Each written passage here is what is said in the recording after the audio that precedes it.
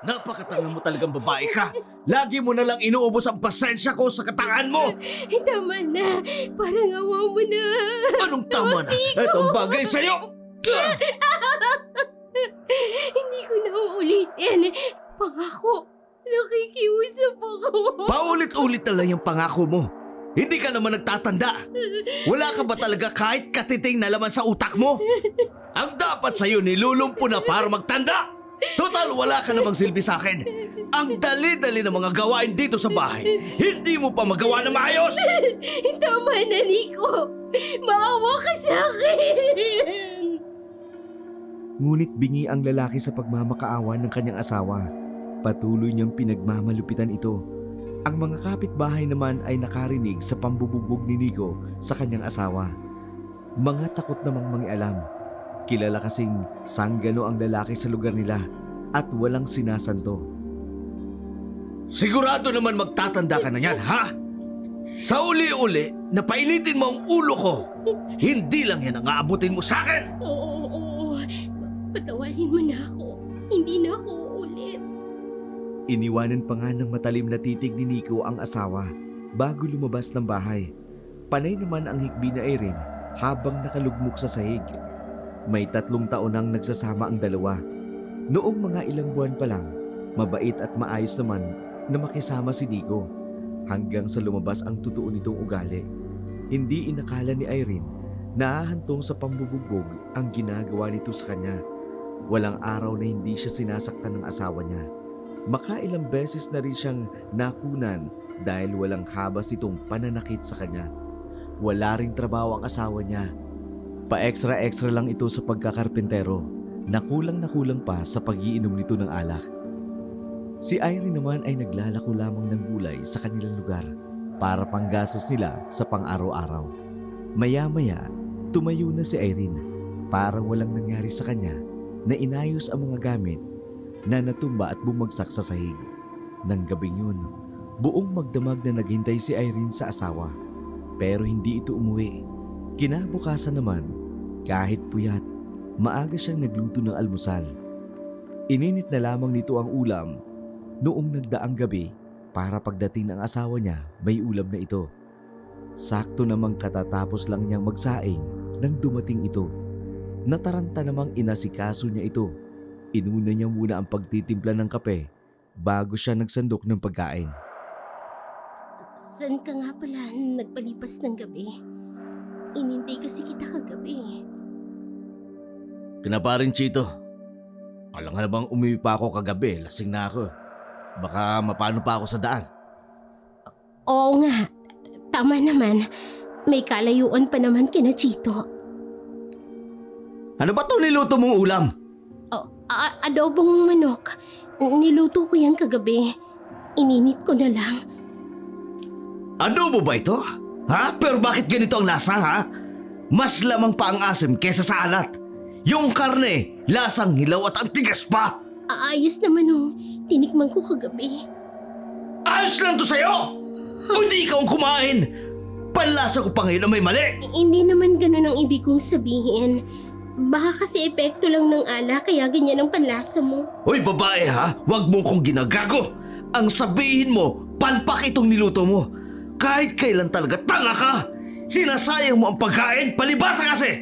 Hindi ikaw ang bumibili ng pagkain dito sa bahay! Pasensya na. Lulutuin ko na lang ulit. Ipakain mo lang yan sa aso. Nawala na ako ng gana. Ha? Sayang naman kung ipapakain natin sa aso. Naghihinayang ka pala? E di sana inayos mo ang pagkakaluto mo. Kahit kailan talaga wala kang ginagawang tama. Simpleng pagluluto na lang ng ulam, hindi mo pa maitama. Oh, ano pa tinutunga-tunga mo dyan? Iligpit mo na itong nasa harapan ko. Oo, ililigpit na. Ipagpiprito na lang kita ng itlog. Rico! Bakit mo naman ako binuhusan ng kape? Para magising ka sa kamalayan mo. Tulog ka pa eh. O ano pang ginagawa mo? Iligpit mo na to, sabi ko. Huwag mo na akong daanin sa iyak-iyak mo. Itutulog ko na lang tong gutom ko kaysa kumain. Baka mamaya ultimo pritong itlog, masunog pa. Baka hindi pa ako makapagtimpe. ikaw pang maiprito ko! Tinalikuran na siya ng asawa. Lalo namang napaiyak si Irene habang hawak ang napasong dibdib ng mainit na kape. Hindi pa nga tuluyang gumagaling ang mga pasa niya sa katawan, dadagdagan na naman ng lapnos ng kape. Habang nagliligpit, panay tulo ang luha niya. Hindi niya malakasan ang pag-iyak, baka kasi magising ang asawa niya at lalo siyang malintikan dito. Pagkatapos magligpit at gawin ang mga gawaing bahay, lumabas na siya para kunin sa kapitbahay ang mga gulay na ilalakunan naman niya. Kitang-kita niya sa mukha ang mag-asawa na awang-awa sa kanya pero hindi naman nagsalita pa. Nakarating siya sa dulo ng baryo sa paglalako. Ang huling bahay na pinuntahan niya ay ang bahay ng mag-asawang matanda. Lagi kasing pinapakyaw ng mga ito ang kanyang paninda tuwing may matitira pa, katulad ng araw na yon. Magandang araw po, Mang Ben. Nasaan po si Aling Leticia?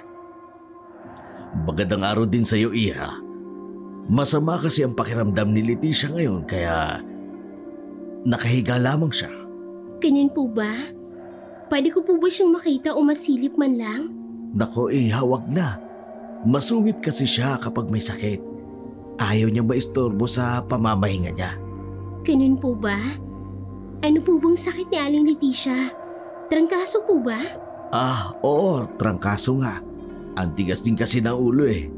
Oh, mukhang marami ka na namang natirang gulay ah. Oo nga po eh. Akala ko nga po dahil ilang araw akong hindi naglako, maraming bibili ng gulay ko ngayon. Sabi nga po nung suki ko, dun po sa isa sila bumili. Akala daw kasi nila hindi na ako magtitinda. Ay oo, nakita ko nga yung babaeng naglalako din. Inalok nga din ako noon pero hindi ako bumili. At teka nga muna, bakit nga pala ilang araw ka rin hindi naglako? Kuwan po kasi. Ay nako, huwag ka na magpaliwanag pa. Kitang-kita naman sa mga bago mong pasa sa katawan. Bakit ka nga pala pumapayag na saktan ng asawa mo? Kasalanan ko naman po lagi. Palagi din kasing palpak ang ginagawa ko. Umiinit tuloy yung ulo ni Nico. Kaya po nasasaktan niya ako, Mang Ben. Kahit na ano pang dahilan ng asawa mo, wala pa rin siyang karapatang saktan ka. Wala ka bang pamilya na pwedeng umawat sa asawa mo tuwing sasaktan ka niya o di kaya yung mga kapitbahay? Wala po akong pamilya dito sa atin. Dayo lang po kasi ako. Yung mga kapitbahay po namin, takot din po sa asawa ko.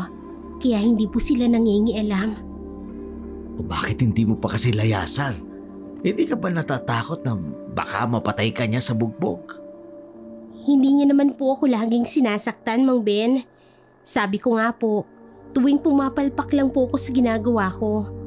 Mabait naman po siya at responsableng asawa. Sa nakikita ko sa'yo, sobrang mahal mo ang asawa mo. Bulag ka kasi sa mga pinaggagawa niya.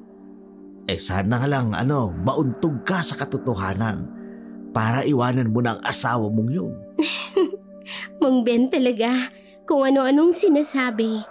Kahit na anong mangyari, hindi ko po iiwanan si Nico. Yun po ang sumpaan namin. Oo siya. Bibilin ko na lang lahat ng mga gulay mong paninda para makauwi ka na. Namiss rin kasi ni Leticia yung gulay mo. Ayaw kasi ng asawa ko na bumili pa sa iba. Naku, maraming salamat po, Mang Ben. Gaya ng dati, pinakyaw na lahat ni Mang Ben ang mga panindang gulay niya. Sobrang saya niya habang pauwi. Hindi na tuloy niya napansin ang lalaking papalapit sa kanya. Bigla nitong hinawakan ang balikat niya na siyang ikinapatlag niya. Paglingon niya, ang nakangiting si Jonas pala ang humawak sa kanya. Aatakihin naman ako sa puso eh. Bakit ba bigla ka nalang sumusulpot? Sadya talaga kitang ginulat. Alam ko naman, wala kang sakit sa puso. Ganon. Diyan ka na nga. Uy, pikon ka na naman kaagad. Kumusta ka na? Teka nga pala, mga pasa ba yan? Nangingitim na yan sa ilalim ng kaliwang mata mo. Oh, Sinaktan ka na naman ba ng asawa mo? hindi Aksidente lang akong nadulas. Huwag mo na nga tong pansinin. Teka, Kararating mo lang ba? 6 na buwan ka rin nawala, no? Huwag mong ibahin ang usapan. Sagutin mo muna ang itinatanong ko.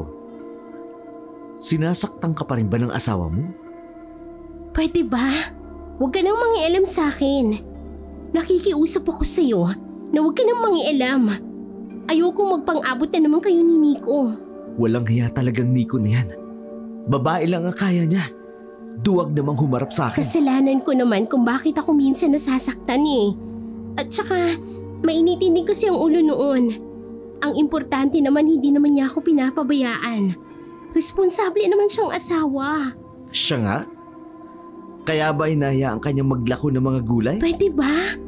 Huwag ka nalang mangialam sa akin. Mangako ka na hindi mo naaawayin si Nico. Baka kung saan na naman mapunta ang away niyo eh. Ganun mo ba siya kamahal para tiisin ang lahat ng ginagawa niya sa'yo? Oo. Ikamamatay ko kapag nawala siya sa akin. Swerte naman ni Nico. Biruin mo. Handa ka maging punching bag alang-alang lang sa pagmamahal mo sa kanya. Maiintindihan mo rin ako kapag nagmahal ka na rin. Kapag dumating ang araw na nagmahal ako, isa lang ang titiyakin ko sa'yo. Hindi ako magiging katulad ni Nico. Iingatan ko na parabang babasaging kristal ang babaeng mahal ko. Hindi ko hahayaang ultimo lamok ay dapuan siya. Ang swerte naman pala ng babaeng yon kung sino man siya. May iba nga pala ako. Ano palang ginagawa mo dun sa bahay nung mag-asawa na yun? Nakita kasi kita galing dun. Dumaan lang ako dun sa bahay ni Mang Ben at Aling Leticia para alukin ang paninda kong gulay. Lagi kasi nilang pinapakyaw kapag alam nilang hindi na uubos. Hindi mo ba alam ang tungkol sa mag-asawa na yun? Ano yung tungkol sa kanila? Kaya malayo yung bahay nila sa karamihan. Dahil umiiwas sila sa mga taga rito. Sa pagkakaalam ko, sila yung iniiwasan ng mga tao. Hindi silang umiiwas. Pareho lang yun. Kaya mabuti pa, huwag ka nang bumalik sa bahay nila. Bakit naman? Ang bait kaya nilang mag-asawa. Wala akong nakikitang dahilan para iwasan ko sila. Mukha lang sila mabait sa'yo. Maaring may iba silang intensyon sa'yo. Hindi mo ba alam ang kumakalat na usapan dito sa lugar natin? Alam mo rin naman na hindi ako palalabas ng bahay. Pinagbabawalan din ako makipag-usap sa kung kani-kanino ni Nico. Ay, ang mag-asawa na yun. Mga aswang. Kahit si tatay, sinabi na iwasan ko ang mag-asawang yun. Sinabi ba mismo ng tatay mo na aswang si Mang Ben at Aling Leticia? Hindi. Pero yun yung naririnig kong sinasabi. Hindi magandang biro yan ah. Kaya siguro ayaw ni Nico na makipagkaibigan ako sa mga tao rito. Kasi nga mahilig gumawa ng kwento. At ikaw naman, naniniwala ka naman sa mga sinasabi nila. Para sabihin ko sa'yo, napakabait ng mag-asawang yun. Kaya kong patunayan yun. Ikaw lang ang inaalala ko. Ayoko lang mapahama ka. Huwag kang mag-alala. Hindi ako mapapahamak. Huwag ka naman magalit. Hindi ako nagagalit. Hindi ko lang nagugustuhan yung ibinibintang nyo sa mag-asawa. Sa dami ng pwedeng ibato sa kanila, pagiging aswang pa talaga? Halos lahat ng mga taga rito naniniwalang aswang ang mag-asawa na yun. May katibayan ba sila? Ang sabi may nakakita daw na nag-iiba ng anyo yung babae. Kung sabi-sabi lang, malabong totoo yan. Kaya tigilan mo na sana yung pagsabi mo na aswang ang mag-asawa. Hindi naman ako nagsabi nun. Pero naniniwala ka sa mga sinasabi ng mga tao dito sa atin. Huwag na nga natin pag-usapan yan. Nalilis lang kasi. Tungkol sa yung pag-usapan natin. At ang asawa mong mapanakit. Diba nga sinabi ko na kanina? Iwasan mo na lang ang asawa ko. Ayoko na ulit magkaroon ng gulo sa pagitan ninyo na aabot na naman sa barangay. O sige, basta para sa'yo. Oh, malapit na ang bahay nyo. Mabuti pa mauna ka na para hindi tayo mukhang sabay na umuwi. Okay, sige. Ingat! Huminto muna si Irene sa paglalakad habang nakatingin sa papalayong si Jonas. 2 bahay lang ang pagitan ng bahay nila lamang ito. Nang makitang nakapasok na ito, tsaka lamang ito umuwi ng bahay nila. Pagdating, nadat na niyang nagkakape si Nico at matalim ang mga titig sa kanya.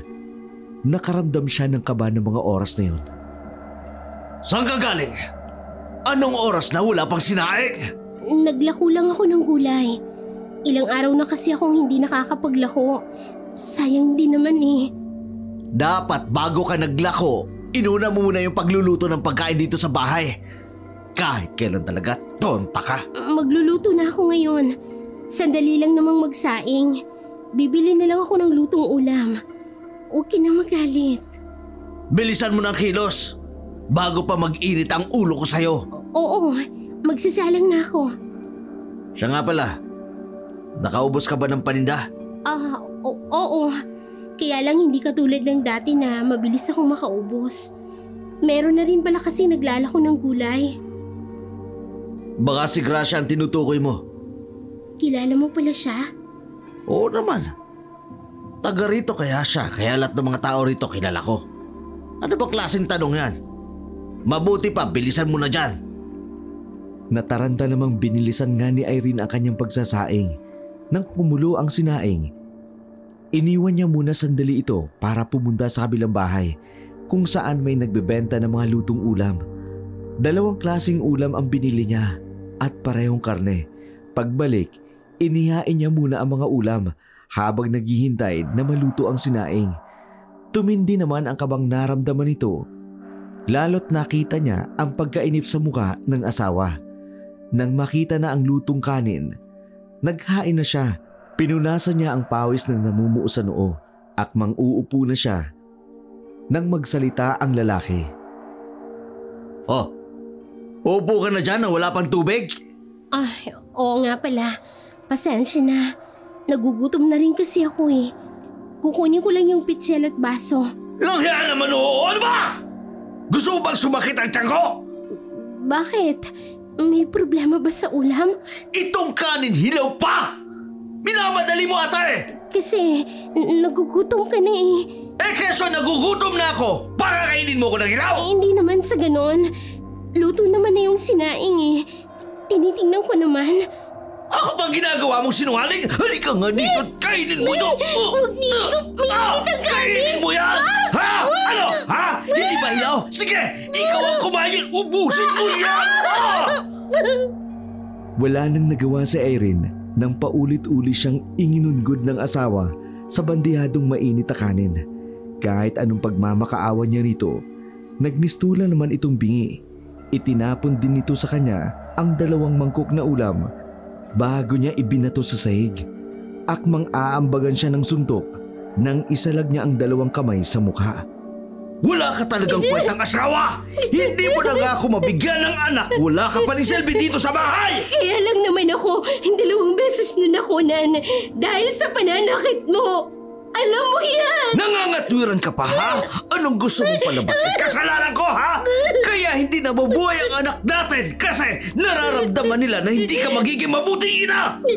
Alam ka agad nila na wala kang kwentang ina! Totoo yan!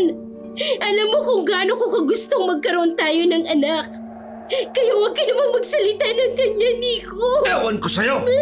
Makaalis na nga! Kung pwede lang sanang huwag na kitang uwi ang ginawa ko na sana. Araw-araw mo lang pinaiinit ang ulo ko. Saan ka pupunta, Nico? Wala kang pakialam!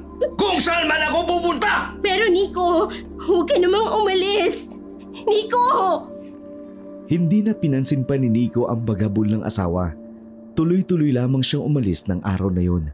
Samantalang si Irene, umiyak na lang ng umiyak sa isang sulok. Nang mahimasmasan, saka lamang siya naglinis ng mga kalat. Naiiling na lamang siya at walang magawa kundi ipakain ang mga natapon ng pagkain sa aso. Nagluto na rin siya ng hapunan pero hindi umuwi ang asawa. Habang kinabukasan, hindi pa rin ito umuwi. Labis nang nag-alala pa si Irene. Pero hindi niya naman alam kung saan hahanapin ang lalaki. Naisipan na lamang niyang maglako ng panindang gulay. Habang naglalakad, Kakaibang tingin ang ibinigay ng mga tao sa kanya. Hindi niya lamang pinansin ang mga ito. Katulad ng nakagawian, bago umuwi, dumadaan muna siya sa bahay ng mag-asawang Mang Ben at Aling Leticia. Napangiti siya nang makitang nasa terasa na ang matandang babae at nakaupo sa tumba-tumbang upuan, katabi ang asawa. Ngumiti na naman sila nang makalapit siya. Mabuti naman po at okay na kayo, Aling Leticia. Medyo nanghihina pa siya. Ano? Naubos na ba ang paninda mo? Opo, pero nagtira po ako ng ilang piraso para sa inyo. Huwag niyo na pong bayaran. Naku, nakakaya naman sa iyo, Iha. Baka malugi ka niyan. Hindi po, Mang Ben. Sadya po talagang may sobra ngayon ang paninda ko. Sige na po, kunin niyo na. Saka ko na lang po kayo bibentahan sa susunod. O sige, tatanggapin ko na to. Pero sa susunod ha, kailangan may bayad na. Nakakaya naman sa'yo. Kumusta ka nga pala, Iha? Kitang-kita kasi sa mga mata mo ang kalungkutan. Nag-away na naman ba kayo ng asawa mo? Alam mo bang nag-alala sa'yo si Leticia? Nagkasagutan lang po kami ng asawa ko. Tapos po, hanggang ngayon po hindi pa rin siya umuwi. Nag-aalala na nga po ako eh. Baka kung napano na siya. Hindi ko naman po alam kung saan ko siya hahanapin. Hindi ko naman po kasi kilala ang mga kaibigan niya. Huwag kang mag-alala. Uuwi din yun sa bahay niyo. Baka nagpapalipas lang ng galit dahil sa pagtatalo niyo. Sana nga po. Umuwi na po siya mamaya. Masyado naman pong mababaw ang naging pagtatalo namin para hindi siya umuwi. Oo nga pala. Baka gusto mo nang maiinom. Ikukuha muna kita. Maupo ka dito. Naku, wag na po. Pauwi na rin po ako eh. Naku, huwag ka nang mahiya ha. Ginawa ito ni Leticia. Gusto niya raw ipatikim sa'yo. Nag-abala po kayo. Nakakahiya naman, Mang Ben. Naku, huwag ka nang mahiya. Hindi ka naman iba sa amin eh. Dali lang ha. Eto, inumin mo muna. Tamang-tama sa mainit na panahon. Tubig sa bukal ang ginamit namin dyan. Kaya akala mo may yelo. Salamat po. Unang tingin ko pa nga lang po mukhang masarap na. Iinumin ko na po. Medyo kanina pa po talaga ako nauuhaw.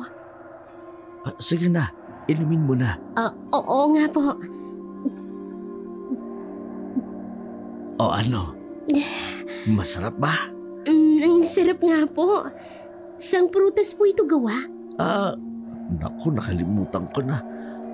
Dala kasi yan ng kaibigan namin sa kabilang barangay nakatira. Umuwi kasi silang mag-anak sa probinsya nila, kaya dinalang kami. Alam mo ba Iha? Maraming nagagamot ang katas na prutas na yan. Kahit daw ang kalungkutan, kaya nitong bawiin. Talaga po? Nakakatuwa naman po pala ang juice na to. Paano po? Uuwi na po ako. Baka nakauwi na rin po kasi si Nico. Aling Leticia, pagaling po kayo ha. Kapag may gulay po ulit bukas, dadalhan ko po ulit kayo. Ngumiti sa kanya ang matandang babae. Inabot pa nito ang kanyang kamay at marahang pinisil. Nakilala na ni Irene ang matandang babae na hindi makapagsalita. Ayon kay Mang Ben, bago pa lang daw silang magsasama noon nang malaso ng asawa nito. Naging sanhi daw iyon para umuro ang dila nito na hindi na nakapagsalita pa. Unang kita pa lang ni Irene sa mag-asawa noon, magaan na ang loob nito sa kanila. Mahihinuwa rin niyang mabait ang mga ito dahil maaliwalas at laging nakangiti. Kaya naman nang maalala ang sinabi ng itinuturing na kaibigan na si Jonas, nakaramdam siya ng inis dito at sa ibang tao na nag-aakusa na aswa nga ang mag-asawa. Pagdating sa bahay, nakita niya sa labas ng kanilang bahay ang tsinelas ng asawa. Biglang kumabog ng mabilis ang dibdib niya at nagmamadaling pumasok sa loob ng bahay. Pero napatda siya nang makarinig ng mga halinghingan at mahinang ungol sa nag-iisang silid sa bahay na yun. Agad siyang pinangilidan ng luha sa mga mata. Nanginginig ang buo niyang katawan habang dahan-dahang humahakbang sa kwarto na tanging kurtina lamang ang nagsisilbing tabing. Paghawi niya, kasabay ng malakas na singhap ang namutawi sa kanya. Sabay namang napalingon sa gawin niya ang dalawang kababakasan din ng matinding gulat. Agad na bumangon si Nico. Sa kanya nilapitan habang taranta naman ang babae sa pag-aayos ng sarili. Mga walang iya kayo! Dito pa talaga sa bahay natin yung ginagawang kababuyan yung yan? Wala na ba talaga kayong kahihiyan? Ang kakapal ng mukha nyo! Tumigil ka nga! Ang lakas ng boses mo! Nakakaya sa mga kapitbahay! Ako pa ba ang mahihiya sa kababuyan ninyo? Ikaw na babaeng haliparot ka! Alam mo naman sigurong may asawa si Nico! Bakit pinatulan mo pa? Sobra na bang nangangati? At sa lalaking may sabit ka pa talaga nagpakamot? Kakalbuhin kita mula ulo hanggang baba mo! Ano ba? Uy, umalis ka na! Ako nang bahala rito! Huwag kang aalis na babae ka, ha? Hindi pa tayo tapos! Pwede ba tumigil ka na? Kung ayaw mong sungal-ngaling ko yung bunganga mo! Sa akin ka pa talaga galit? Eh kayo nga ang nakita kong naglalampungan sa higaan natin! Siya ba ang dahilan kung bakit hindi ka umuwi? Ikaw ang dahilan kung bakit hindi ko na gusto umuwi dito! Sino ba naman ang gaganahang umuwi dito kung wala namang kwenta ang asawa? Mabuti pa si Gracia! Gracia ba ikaw mo? Siya ba yung naglalako din ng kulay? Oo! Siya nga! Ay ano naman sa'yo? Hayop ka! Napakawalang hiya mo! Pagkatapos ng mga pagtitiis ko sa piling mo, eto pang mapapala ko! Lahat kinuha ko na! Kahit paulit-ulit mo kong sinasaktan, nandito pa rin ako! Hoy! Kung nasasaktan ka man dahil yun sa kagagawan mo rin, sa pagsisilbi mo lang sa akin na puro kapalpak, mabuti pa si Gracia! Bakit mo ba ginagawa sa akin to? Kulang pa ba ang pagtitiis ko, Nico? Tigilan mo nga yung kadramahan mo! Hindi mo na ako madadala pa sa mga paganyan-ganyan mo. Kaya simula sa araw na ito, wala na tayo. Hindi na asawa ang turing ko sa'yo. Pero itong tatandaan mo. Huwag na huwag kang aalis ng pamamahay na to hanggat hindi ko sinasabi.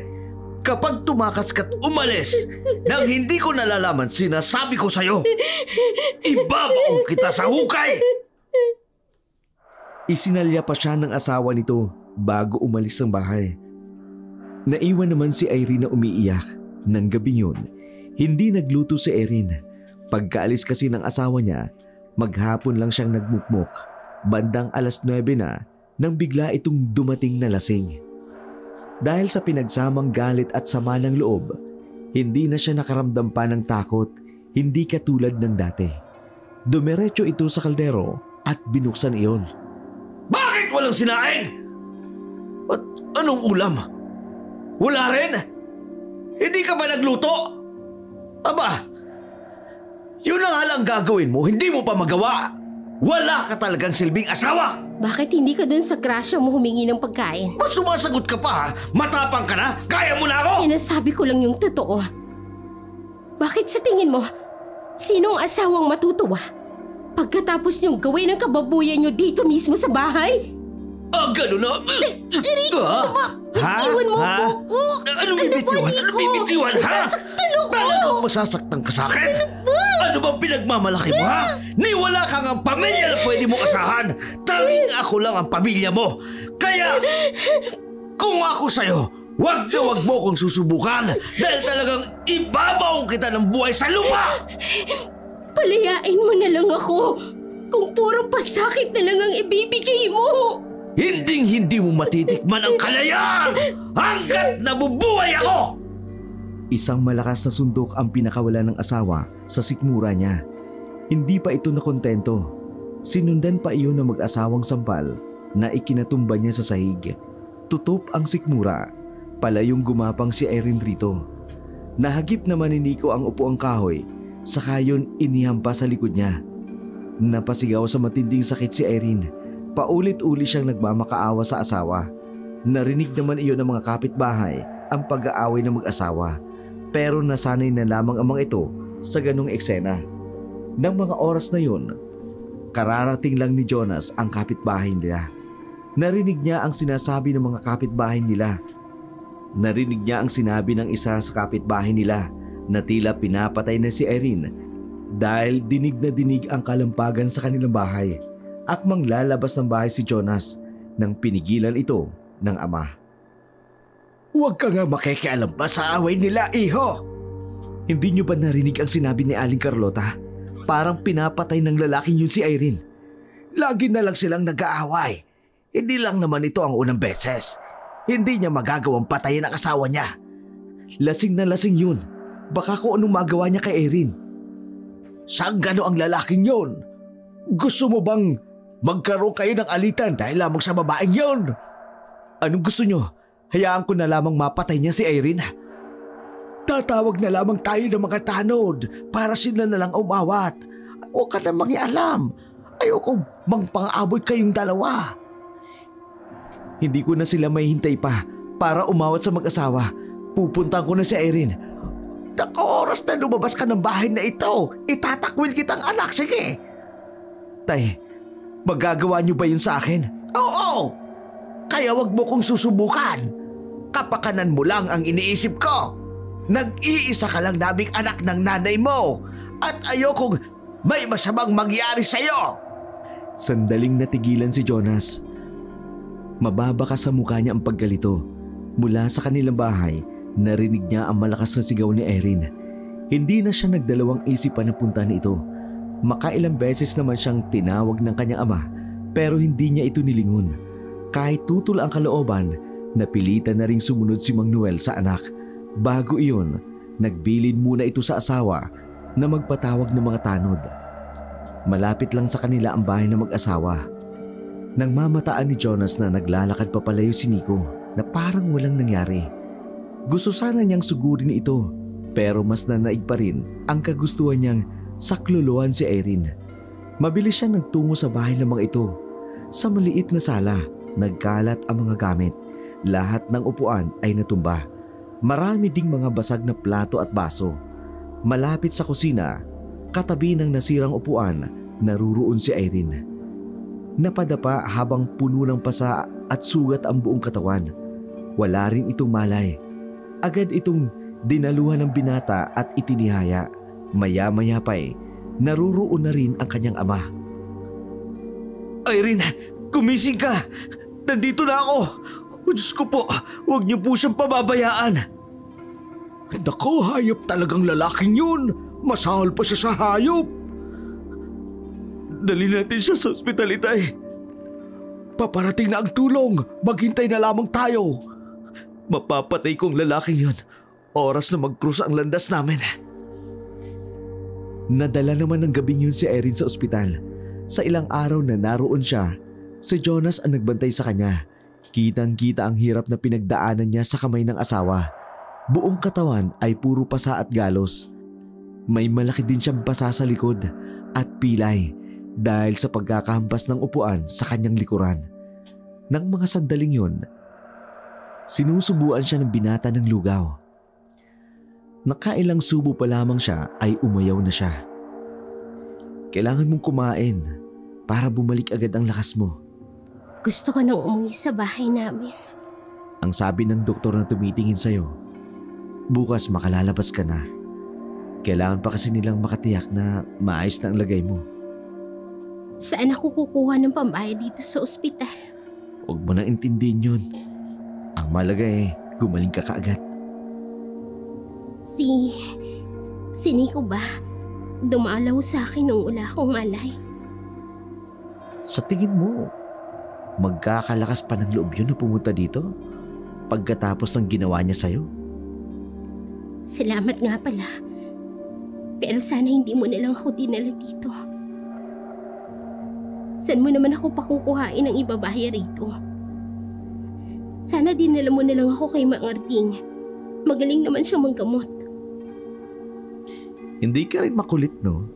Ang sabi ko, wag mo nang alalahanin yun. Ako nang bala sa lahat. Sobrang abala na ang ginawa ko sa iyo. Pasensya na. Puro problema ang dala ko sa iyo. Huwag mong sabihin yan. Natural sa magkaibigan ang nagdadamayan, lalo na sa oras ng kagipitan. Ayoko lang kasing madamay ka na naman. Alam kong galit sa akin ng mga magulang ko dahil sa nangyaring gulo sa inyo ng asawa ko. Hindi naman sila galit sa'yo. Kay Nico sila galit. Kaya lang naman nila ako pinaiiwas sa'yo dahil natatakot sila sa pwedeng gawin sa akin ng asawa mo. Pero hindi ako natatakot sa kanya. Wag lang siya talaga magpakita sa akin at babasagin ko talaga yung mukha Huwag ka niya. nang mangialam pa sa amin. Personal naming tong away. Lalo mo lang palalakihin ang gulo. Nakikiusap ako sa iyo. Tumistansya ka na lang sa akin.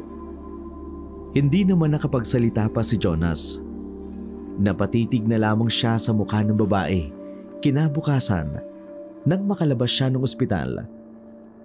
Pagkahatid sa kanya, agad rin nagpaalam ang binata. Pinagmasdan naman ni Irene ang sarili sa salamin. Tiningnan niya ang mga baraso na puno ng pasa. Nagtataka lang siya kung bakit pakiramdam niya parang ang bilis maghilom ng mga bali niya sa katawan. Hindi na rin yun sumasakit. Kinabukasan nga, nagawa na niyang maglako ng mga gulay.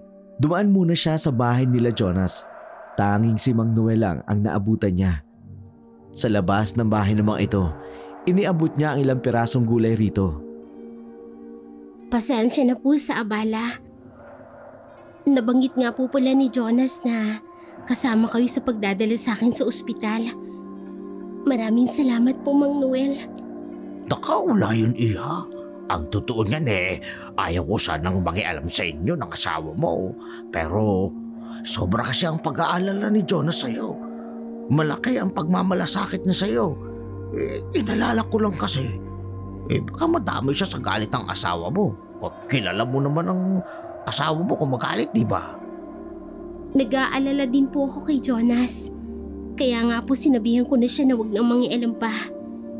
Dumistansya na kako siya sa akin. Hayaan niyo po, kapag lumapit uli siya sa akin, ako na pong iiwas. Iha, salamat at naiintindihan mo ko. Kung naiba lang sana ang sitwasyon ninyo, di ba? Hindi ako tututol sa pagkakaibigan nyo. Salamat nga pala sa ibinigay mong gulay, Nagpaalam na rin si Irene sa matandang lalaki. Ramdam niyang mabait ito, ngunit ayaw talaga nitong madamay pa ang nag-iisang anak nito sa problema nila mag-asawa. May ilang tali pa ng talong at sitaw ang natira sa kanyang basket. Gaya ng dati, dumadaan muna siya sa bahay ng mag-asawang Ben at Aling Leticia. Nasa terasa ang mag-asawa. Wari bang hinihintay talaga siya. Ngayon ka lang uli naglako. Nabalitaan pala namin yung nangyari sa'yo. Kumusta ka na ngayon? Maayos naman po ang lagay ko. Maupo ka muna. Ikukuha kita ng inumin at yung ibinigay ko sa'yo noon.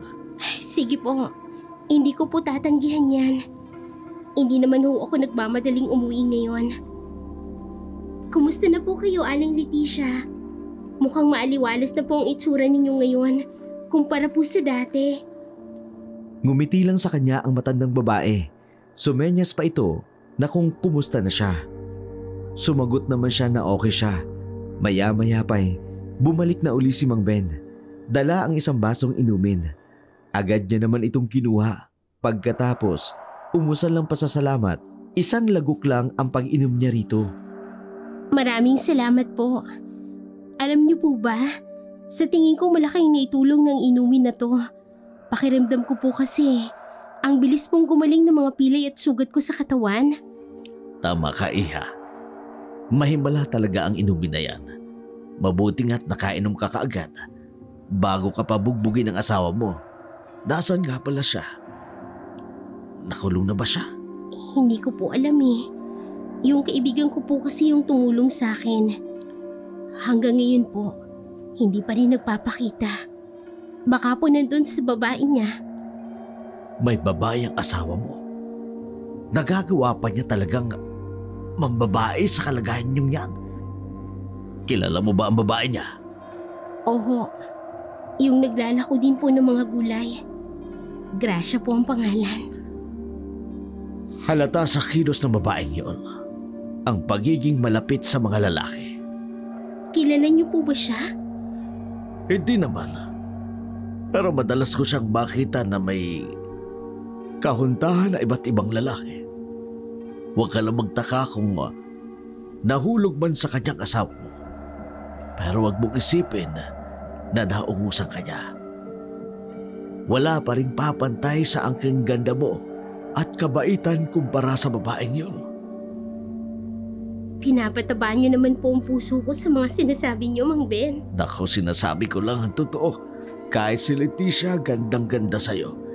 Sabi nga niyan minsan sana daw, naging anak ka na lang namin. Kaya kung halimbawa man na may problema ka uli, kahit ano pa yon, bukas ang aming tahanan para sa'yo. Maraming salamat po. Para na rin po akong nagkaroon ng pangalawang magulang sa katauhan po ninyo. At bilang tumatayo mong mga magulang, meron din kaming nais ipamana sa'yo. Hindi pera. Yun ay walang katumbas na yaman dito sa mundo. Ano naman po yun, Mang Ben? Saka mo na malalaman. Sa takdang panahon. Hindi na rin nag-usisa pa si Irene. Hindi rin naman kasi niya sineryoso ang mga sinabi nito. Naisip niya kasi, baka wala lang yun. Hindi rin nagtagal, umuwi na si Irene sa bahay nila. Pagdating, sumalubong sa kanya ang katahimikan ng buong bahay. Nakakapanibago, pero mas panatag ang loob niya ng mga sandaling yun. Wala nang agam-agam sa kanya na baka pag-uwi ng asawa ay sasaktan naman siya nito. Lumipas ang 2 linggo. Inakala ni Irene na hindi na uli magpapakita sa kanya si Nico. Kaya ganun na lang ang gulat niya. Minsan pagdating niya sa palengke, nadatnan niya doon ang asawa at ang babae nito. Anong ginagawa mo dito? Bakit nandito yung babaeng yan? Bakit? Bahay ko rin naman to Kaya uuwi ako rito. Simula sa araw na ito, dito natitira si Gracia. Ang kapal naman ang mukha niyong dalawa. Pagkatapos ng ginawa mo sa akin, ngayon ka lang magpapakita sa akin tapos kasama mo pa ang babaeng yan? Kayo na lang dalawang magsama sa bahay na to. Ako na lang ang aalis sa bahay na to. Magsama kayo! At sino may sabi sa'yo na aalis ka, ha? Dito ka lang. Pagsisilbihan mo kami ni Gracia. Ang kapal naman ang mukha niyo! Anong tingin mo sa akin? Anong tingin niyo sa mga sarili niyo, ha? Umaangal ka na naman, ha? Kaya nagugulpi kita. Teka nga. Arito! Ano ba? Bitiwan mo! Ano Braso bitiwan, ko! ha? Nakikita mo ba to? Ha? Nakikita mo ba to? Ano ba yan? Tingnan mo! Bitiwan mo ko! Huwag mo kong ilapit! Ipatutuklaw kita sa alaga kong ahas kapag hindi mo ko sinunod. Huwag na huwag ka magtatangka magsumbong kahit kanino. Nagkakaintindihan ba tayo? Oo na! Ilayo mo na yan sa akin. Parang awa mo na. Baka tuklawin ako niyan. Pasalya naman siyang binitiwan ng asawa. Inakbayan pa nito ang babae habang parehong nagtatawanan. Napasandal naman siya sa pader dahil sa pangangatog at matinding takot. Nang sulyapan niya ang maliit na kulungan, may taklob na itong tela. Ilang araw lang siyang nasa loob ng bahay. Pinagluluto ang dalawa at naglilinis. Madalas din siyang saktan ni Nico sa harapan ng babae. Katulad ng umagang yon, ibinuhos nito sa kanyang muka ang mainit na kape sa tasa. Talaga bang hindi ka matututo, ha? Ilang beses ko bang sasabihin sa'yo na ayaw namin ng maraming bawang ang sinangag? Nalalagya ka ba o sadyang mahina lang ang kukuti mo, ha? Pasensya na. Nakalimutan ko kasi. Nawala Ang sabihin mo, sadyang bobo ka talaga! Ang layo mo talaga dito kay Gracia. Magaling siya sa lahat ng bagay. Umalis ka na nga sa harapan ko at baka kung ano pang magawa ko sa'yo! Naglagi na lang si Irene sa may kusina. Inabala na lamang niya ang kanyang sarili sa ibang bagay. Isang araw, maagang umalis ang mga ito. Naisipan niya maglako ng mga gulay. Naubos na kasi ang pera niya. Dahil sa asawa niya at sa kabit nito, nauubos ang pera niya. Nang makarating sa bahay ng dalawang matanda, hindi na napigilan pa ni Irene ang mapahagulhol. Lumapit naman sa kanya si Aling Leticia. Niyakap siya nito ng mahigpit. Nang humupa ang nararamdaman niyang emosyon, saka lamang siya tinanong ni Mang Ben. Ang asawa mo naman na may kawan yan. Opo. Bumalik na po siya sa bahay. Kaya lang po, kasama niyo po yung babae niya. Ang kapal talaga ng mukha niya. Gusto ko na pong umalis sa bahay niyon. Kaya lang po pinagbabantaan na naman ako. Hindi ko na po alam ang gagawin ko, Mang Ben. Sobrang bait mo kasi. Kaya kanya inaabuso. Pagkakataon mo na para gumanti sa mga taong umapi sa'yo. Huwag mong hayaang habang buhay ka magtusa sa kamay nila. O ano pong gagawin ko? May na lang po ako eh. Hindi ko sila kayang labanan. Hindi mo sila matatalo kung nasa ordinaryong anyo ka lang. Pero kung ikaw ay nasa kaanyuan ng pagiging mabangis na aswang, hindi ka nila magagawa pang saktan. Aswang? O ano pong ibig niyo sabihin? Gusto mo bang mapabilang sa amin? Kung ganun po, totoo ang sinasabi nila ng mga aswang kayo? Oo, iya. Mga aswang kami. Mula kami sa hanay ng matataas na uri ng aswang. Pero sa tagal ng panahon, nais na naming mamuhay ng tahimik. Kaya pinili namin na dito manirahan, malayo sa mga tao.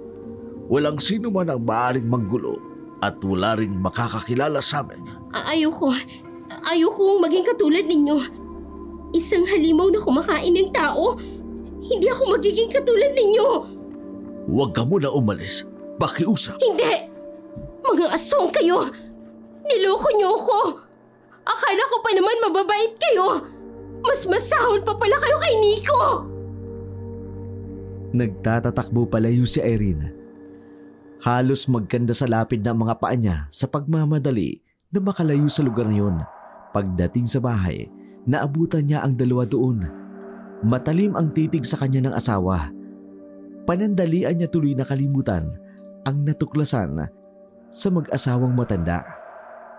Bakit ngayon ka lang? Di ba ang sabi ko sa'yo huwag kang aalis ng bahay nang hindi nagsasabi? Dumating kami walang pagkain. Ano? Papuputuin mo ang mata namin sa gutom?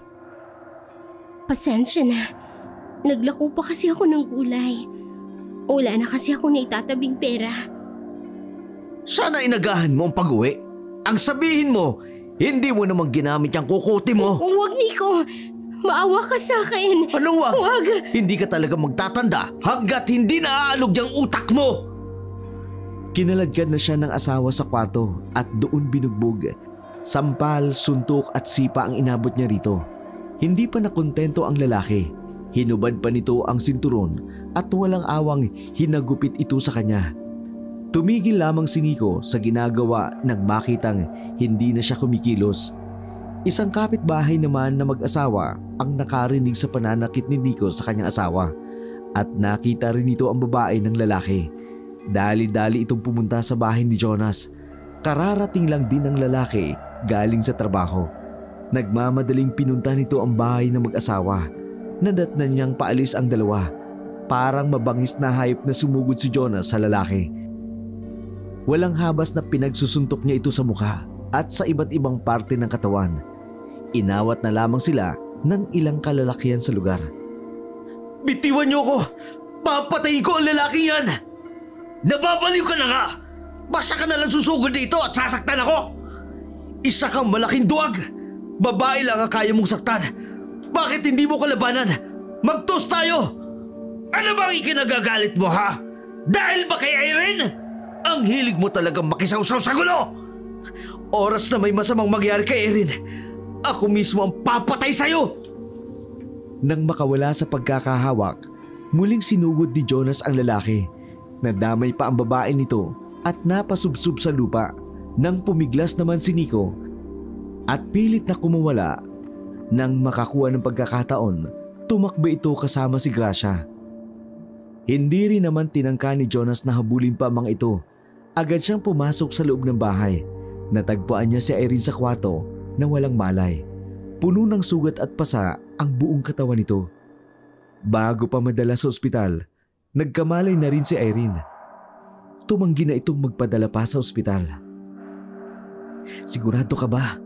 Baka mamaya, malala pa ang mangyari sa'yo. Ayos na ako. Huwag ka na mag-alala. Sayang talaga. Hindi ko nalumpo ang lalaking Di ba ang sabi ko sa'yo, huwag ka na mangialam. Ba't nandito ka na naman? Alam mo namang hindi kita kayang tiisin. Kahit paulit-ulit mo ko Ang pinagtatabuyan. tigas din pala ng ulo mo eh. Parang ikaw lang. Ilang beses sa kitang sinabihan na hiwalay mo yung asawa mo. Pero nagtitiis ka pa rin sa piling niya. Sa pagkakataong to, hindi na ako magtitiis. Hindi ko na rin palalampasin ang mga ginawa niya sa akin. Mabuti naman natauhan ka na rin. Hindi pa naman huli ang lahat para magbagong buhay. Tingin ko rin, hindi na babalik ang asawa mo at ang babae niya. Hindi na sumagot pa si Irene. Ipinaling na lamang niya sa ibang direksyon ang mga mata. Ayaw niya kasing mabasa pa ng binata ang puot sa kanyang mga mata.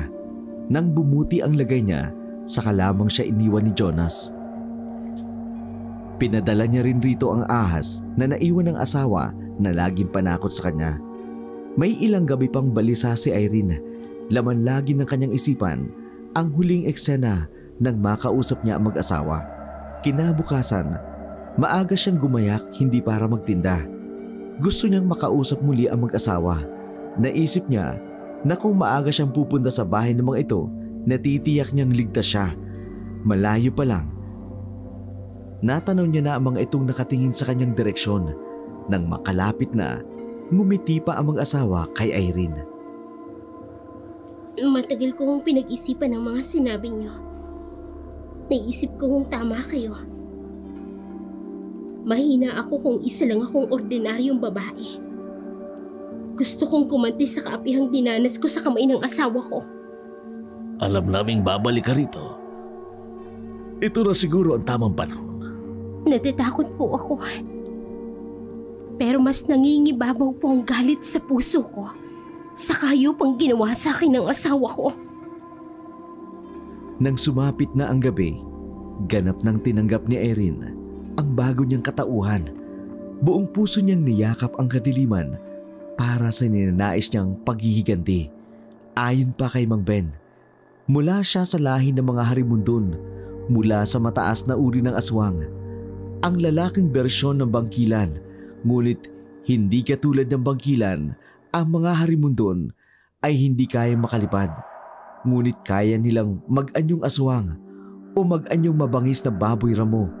Ayon pa sa kanilang mga ninuno, gaya ng lahing bangkilan, nagmula rin ang kanilang lahi sa sinaunang kadatu-datuan. Kaya ang kanilang dugo ay mga puro at di hamak na mas malakas kumpara sa ibang aswang. Hindi rin katulad ng pangkaraniwang aswang. Iisa lang ang itim na bato o perlas. Ang harimundon ay may kakayahang maglabas ng maraming itim na perlas sa pamamagitan ng kanilang laway.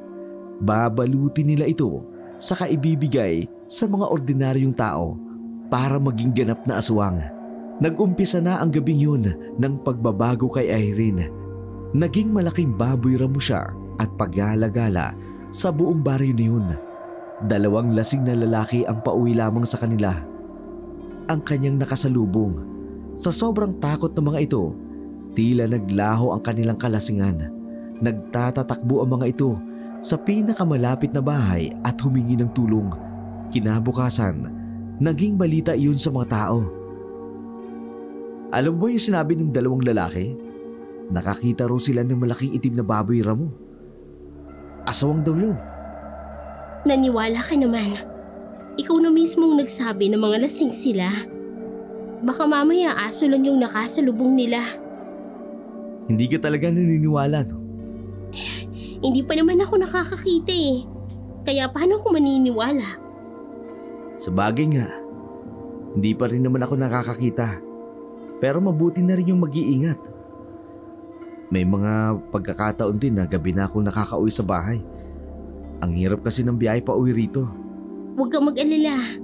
Kung totoo man na may aswang na gumagala dito sa atin, hindi ka nang gagalawin. Paano mo naman sabi yun? Kasi mabait ka. Tsaka yung masasamang tao lang ang bibiktimahin nun. Kahit na masasamang tao yun, ayaw pa rin may mapahamak. Eh paano kung si Nico? Marami namang paraan para magbayad siya ng mga nagawa niyang kasalanan. Paano nga siya mapaparusahan? Eh lagi naman siyang pinagtatakpan ng mga kamag-anak niya. Katulad ngayon, nagtatago na siya kasama ang babaeng yon. Balang araw, lalabas din sila sa lunggaan nila para magbayad. Tsaka nagpapalamig lang ang mga yun. Kapag bumalik sila, huwag mo nang tanggapin uli. Sino naman na may sabi sa iyong tatanggapin ko pa siya? Wala na siyang puwang sa buhay ko. Lalo na sa puso ko. Akala ko noon sobrang mahal na mahal mo siya. Kahit impyerno ang iparanas niya sa'yo, handa mo pa rin tanggapin at patawarin siya ng paulit-ulit. Nagising na lang siguro ako sa paulit-ulit na pananakit niya sa akin. Hindi ko alam kung dapat ba akong matuwa dahil sa wakas natauhan ka na. Para kasing may nagbago sa'yo. Hindi ko maipaliwanag kung ano yun. Siguro, wala na yung kislap at saya ng mga mata mo. Parang nabahira ng kalungkutan. Kung ano-anong napapansin mo, ako pa rin to. Kahit yung ngiti mo kulang na rin. Ay naku, mabuti pa umuwi ka na. Malapit nang gumabi oh. Baka hinahanap ka na sa inyo. Ayos ka lang ba talaga dito? Hindi ka ba natatakot mag-isa? Oo, sabi. Sige na, umuwi ka na. Maaga ka pang papasok sa trabaho. Aalis na nga ako. Ipinagtatabuyan mo na ako eh. Basta mag-iingat ka ha. Sarado mong maigi ang pinto at ang mga bintana mo. Tumango na lamang si Irene. Hinatid pa niya ang binata sa may pintuan at tinanaw pa ang pag-alis nito. Nakailang hakbang pa lang ang lalaki nang tumigil sa paglalakad at lumingon. Ngumiti at kumuway pa ito sa kanya. Samantala, nang gabing yun, muling nagbagong anyo si Irene. Hinanap niya ang asawa at ang babae nito sa buong baryo. Pero hindi niya ito matagpuan. Sa galit na nararamdaman niya, isang bahay ng kapamilya nito ang kanyang pinasok. Walang awa niyang pinaslang ang mga nakatira sa bahay na yun. Umalingaw-ngaw sa buong kabahayan ang matinis na sigaw at pagmamakaawa ng mga nakatira roon. Pero isang kapitbahay, walang naglakas ng loob na lumabas para tumulong. Kinabukasan, balita sa buong baryo ang sinapit ng pamilya ng Chuy ni Nico. Lumukob ang takot sa mga residente na baka nga totoo na may gumagalang aswang katulad ng sinasabi ng dalawang lalaking lasing. Kasalukuyang nasa bahay ng mag-asawa si Irene, hindi niya mapigilang mapaiyak dahil sa nagawa. Dahil po sa bugso ng damdamin ko, kaya ko yun nagawa. Hindi ko po sinasadya. Pati mga inosenteng tao na damay sa galit ko sa asawa ko. Hindi mo na kailangang makaramdam ng pag-uusig ng buti. Kamag-anak sila ng asawa mo. Natural na maamoy mo sa kanila ang dugo ng asawa mo. Huwag ka nang umiyak, Iha. Kailangan mong pag-ibayuhin ang pag-iingat nang walang makaalam ng lihim mo. Hindi kaya nakaalis na ng baryo natin si Nico at Gracia. Hindi pa rin sila nakaalis. Sadyang magaling lang talaga silang magtago. Kung ganoon, kung kinakailangan kong baliktarin ang buong baryo, gagawin ko para makita ko lang sila. Sila lang naman ang kailangan ko para matahimik na ako. Pagkatapos ng pag-uusap nilang yun, minabuti ni Irene na wag muna magtungo sa bahay ng mag-asawa. Ayaw niya manghinala ang mga ito sa kanya. Habang pauwi, nakasalubong niya si Mang Noel, ang ama ni Jonas. Sa hindi malamang dahilan, biglang kumabog na mabilis ang dibdib niya.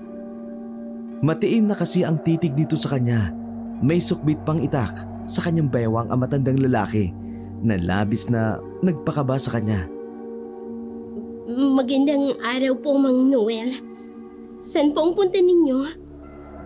Nakabangugo lang ako ng panggatong namin. Naglako ka ba ng gulay ngayon? Hindi po. May pinuntahan lang po ako. Si Jonas po ba uuwi ngayon?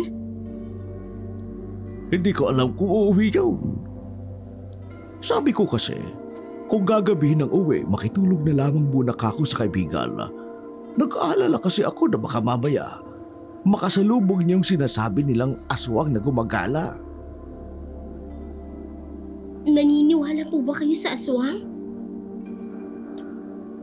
Naniniwala ako sa kanila, pero naniniwala ako na may ilan sa kanila ay may mabubuti pa ring puso at pinipili pa ring mabuhay ng tahimik. Hindi po kasi ako naniniwala sa kanila, Mang Noel. Masigit po kasing mapanganib ang mga tao. At di hamak na mas halimog sila. Naiintindihan ko ang nais mong ipakahulugan. Magkaganon man ay mag-iingat ka rin, lalo't mag-isa ka lang sa bahay niyo. O siya, paano aalis na ako para maaga rin ako makabalik? Sige po, mag-iingat po kayo. Tumango na lamang si Mang Noel sa kanya at naglakad papalayo. Nakahinga naman siya na maluwag, saka na umuwi. Hindi pa naman siya nakapapasok sa kanila, ibinalita na sa kanya ng kapitbahay na galing doon ang asawa niya. Hindi nga lang daw ito nakapasok. Hindi na lang siya nagbigay ng komento. Nang makapasok na sa loob ng bahay, napangiti na lamang siya dahil hindi talaga nakapasok ang asawa niya sa loob ng bahay. Pinalitan niya kasi ang kandado na yun. Sumagi din kasi sa isip niya na kaya ito nagpakita dahil nabalitaan niya ang nangyari sa kamag-anak nito. Nang gabing yun, muling nag-anyong mabangis na baboy ramo si Irene. Mas matindi ngayon ang pagnanais niyang hanapin ang asawa. Lihim siyang nagmanman sa burol ng kamag-anak nito, pero hindi niya ito nakita.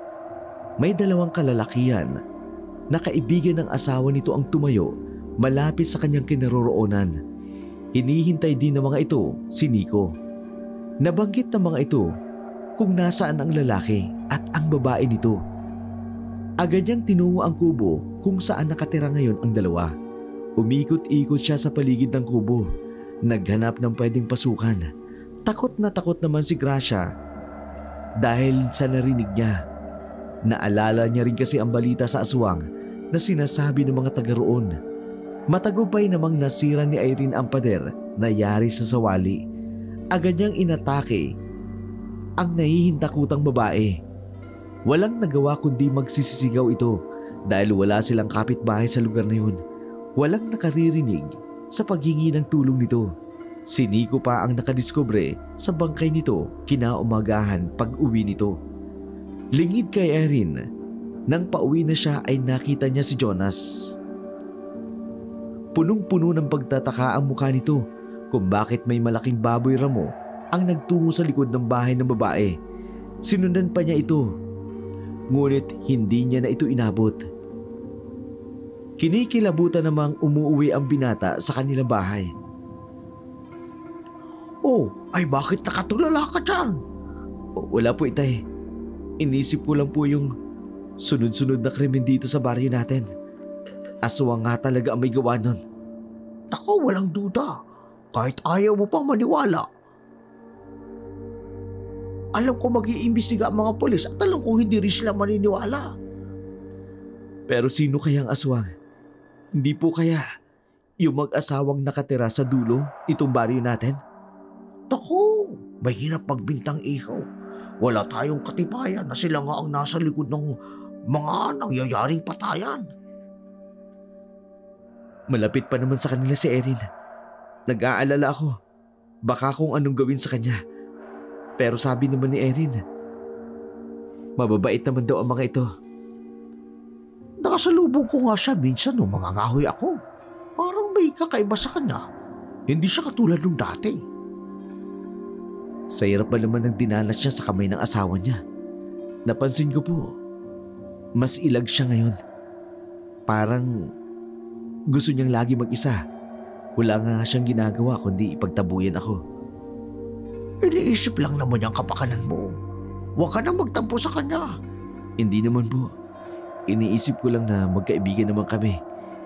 Hindi niya naman kailangan ipagtabuyan ako.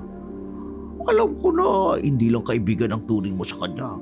Hindi ako tutol na mag-asawa ka na. Dahil nasa hustong kulang ka na rin naman. Pero sana, kung mag-uwi ka ng babae dito sa bahay, yung walang sabit, ha? Wala naman po sa isip ko ang lumagay sa tahimik. Dahil ba kay Irene? Tay, nagkaibigan lang po kami ng tao. Naaawa lang po ako sa kanya. Oo, anak kita. Kilala kita simula pagkabata. Well, di mo na kailangang ikaila sa akin ang tunay mong nararamdaman. Ay, hindi naman ako tutol sa pakikipagkaibigan mo sa kanya. Pero, hindi siya ang gusto namin ng nanay mo na mapangasawa mo. Sana'y maintindihan mo kami. Hindi na nagsalita pa si Jonas. Hindi niya rin naman masalubong ang mga mata ng ama. Hanggang sa iwan na lamang siya na mag-isa roon. Kung kailan wala na ang kanyang ama, saka naman sumagi sa isip niya ang tungkol sa nakitang malaking baboy ramo. Nakalimutan niyang banggitin yun sa ama. Dahil wala rin pasok ng araw niyon, naisipan na lamang niyang puntahan ang kaibigan. Pero napatda siya sa kinatatayuan nang makita ng dalawang mga mata niya na pinasok nito ang bahay ng mag-asawa. Napakuyom naman ng kamao ang binata. Kitang-kita sa kanyang muka ang galit at paninibugho. Tumalikod na lamang siya pauwi ng bahay nila. Kasalukuyang magkaharap sina Irene at Nico. Walang mababakas na emosyon sa mukha ni Irene ng mga sandaling yun. Galing na ako nung isang araw dito, pero wala ka. Hindi rin ako makakapasok dahil iba ang kandado nitong bahay. Baka naglalako ako ng gulay nung araw na yun. Yung sa kandado, sinadya ko talagang palitin yun. Alam mo namang may gumagala daw na aswang dito sa atin.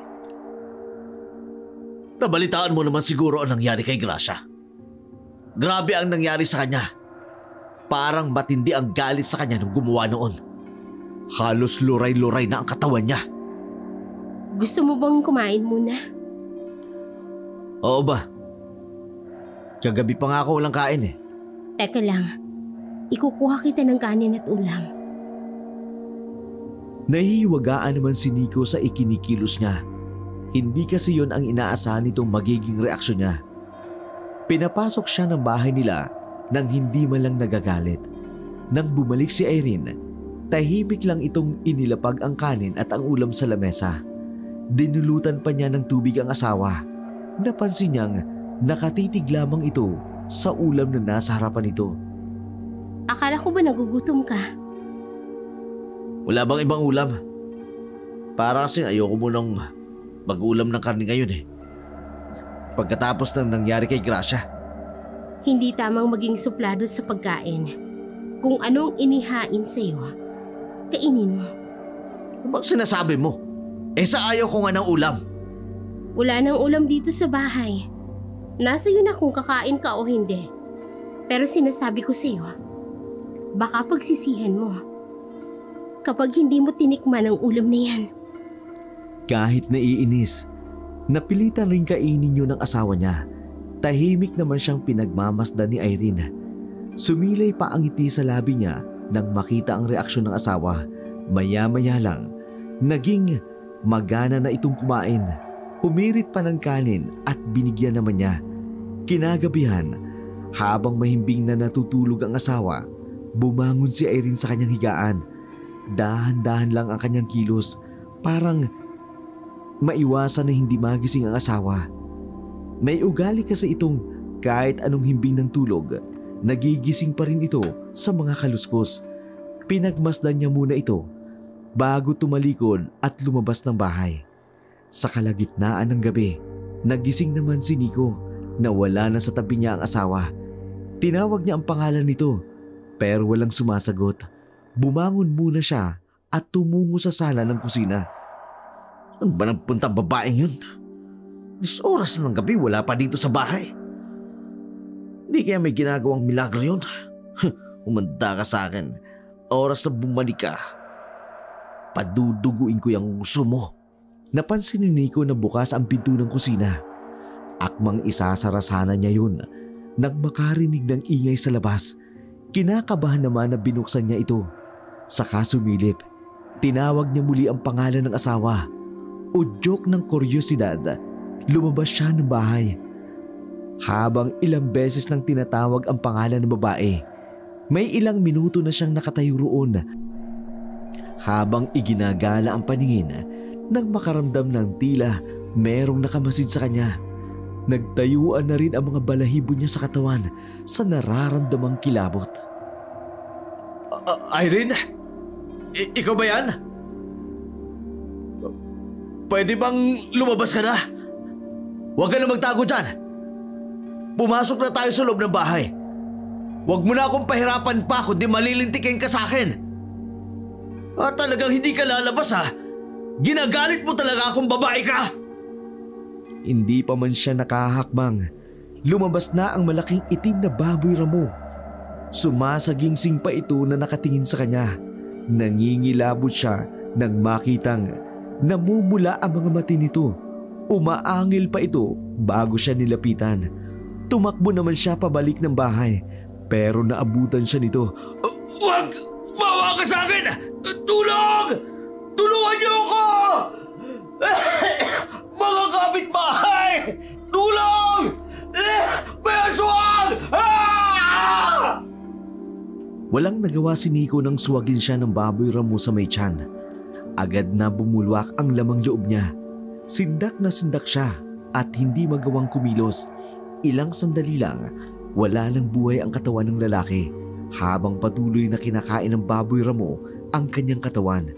Kinabukasan, isang kapitbahay nila ang nakadiskubre sa katawan ng lalaki. Agad iyong ipinagbigay alam sa mga otoridad. Blanko naman ang mukha ni Irene nang malaman ang nangyari sa asawa. Ayos ka lang ba? Oo naman. Wala naman akong magagawa pa. Nangyari na sa kanya yun.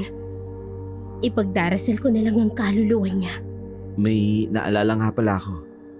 Minsan kasi nung umuwi ako na gabi na, nakita akong malaking baboy ramo sa patungo sa bahay niyo. Sinundan ko nga papunta sa likod ng bahay niyo. Tapos biglang nawala. Namalikmata ka lang siguro. O kaya pangkaraniwang baboy lang yung nakita mo. Alaga ng mga taga rito na nakawala. Hindi ko alam. Pero grabe yung takot ko noon. Na baka bumalik yung aswang na yun. Tiyakin mo lang na laging sarado ang bahay mo. Huwag ka ring lalabas ng bahay. Huwag mo akong alalahanin. Kaya kong sarili ko. Mas nararamdaman ko nga na ligtas ako ngayon. Lalo na't wala na si Nico. Alam mo ba, yun din yung naisip ko. Siguro karma na yun sa kanya sa nangyari. Kahit papano, nabigyan na ng hustisya ang nangyari sa'yo. Napansin ni Irene na kibuindili siya ng mga kamag-anak ng asawa. Minsan ang iba, matatalim ang titig sa kanya. Hindi niya tuloy maiwasan na isipin na baka siya ang sinisisi ng mga ito sa pagkamatay ng lalaki. Nang araw ng libing, minabuti niyang wag nang sumama. Alam naman kasi niyang hindi naman talaga siya magluluksa sa pagkamatay nito. Lumipas ang mga araw. Wala nang nabalitaan ang mga residente tungkol sa aswang. May iba namang kumakalat sa kanilang baryo na di umano maaring siya ang aswang. Gumaganti daw siya sa asawa ng babae nito. Pati daw ang kamag-anak ng asawa niya, idinamay niya pa niya sa paghihiganti. Ang nagpakalat noon ay ang mismong kapamilya ng asawa niya. May ilan namang dumedepensa sa kanya. Isa na doon si Jonas, mga kapitbahay na mga suki niya sa kanyang panindang gulay. May ilan ding kumakampi sa kapamilya ng asawa, lalo't walang nakaaalam kung taga saan ba talaga siya. Kasalukuyan niya ng kausap si Mang Ben. Sinabi niya rito ang bumabagabag sa kanya. Natatakot po ako. Baka malaman nila ang tungkol sa lihim ko. Ano pong gagawin ko? Baka patiin din nila ako. May solusyon kami ng asawa ko sa bagay na yan. Sumama ka sa amin. Lalayo tayo sa lugar na to. Hindi kasi malayong makapambiktima ka uli. Lalo ta, hindi mo pa nakukontrol ang pagiging aswang mo. Pero ayoko pong umalis dito. Nandito ang bahay ko. Nasanay na ako sa lugar na to, Mang Ben. Pero iha, delikado ka na sa lugar na to. Simula nang tanggapin mo ang itim na perlas, tuluyan mo ng tinalikuran pagiging ordinaryong tao. Kabilang ka na sa amin. Hayaan mong daling ka namin sa totoong mundo mo. Marami po bang katulad natin na nakatira sa ibang lugar? Oo, iya. Doon tayo nababagay sa kanila. Doon, malaya tayong makapamumuhay nang hindi inuusgahan ang pagkatao natin. Wala ring mananakit sa'yo roon. Pag-iisipan ko po muna. Sige po, uuwi na po ako sa amin. Wala sa sarili na naglalakad pa uwi si Irene. Parang gusto niyang pagsisiyan na tinanggap niya ang alok ng mag-asawa noon. Nadala lang siya ng matinding galit noon dahil sa paulit-ulit na pananakit ng asawa niya at pananakit nito sa kanyang damdamin. Hindi niya tuloy napansin na kanina pa siya sinusundan ni Jonas. Nagulat pa siya nang bigla itong sumulpot sa kanyang harapan. Anong ginagawa mo sa bahay ng mag-asawang yun? Wala lang. Dinalaw ko lang sila. Sinusundan mo ba ako? Oo. Nag-aalala kasi ako sa'yo eh. Lalo't may kumakalat na balita tungkol sa'yo. Mabuti pa, umiwas ka munang pumunta sa bahay ng mag-asawang yun. Baka mamaya, may iba pang tao makakita sa'yo. Lalo nilang isipin na totoo yung ipinagkakalat ng pamilya ng dati mong asawa. Huwag kang mag-alala. Hindi na ako pupunta sa kanila. Mabuti naman kung ganun. Tara, ihatid na kita sa inyo. Baka naman tayong pag-isipan ng masama ng mga tao kapag nakita nila tayong magkasama. Wala namang masama. Alam naman nila na magkaibigan tayo. Oo nga pala. Pwede ka bang pumunta sa bahay ko mamayang gabi? Bakit? Ano meron sa bahay mo? Meron lang akong gustong ipakita sa'yo. Tsaka ka magdesisyon kung gusto mo pa rin ako maging kaibigan. Nahihiwagaan naman ang binata kay Irene.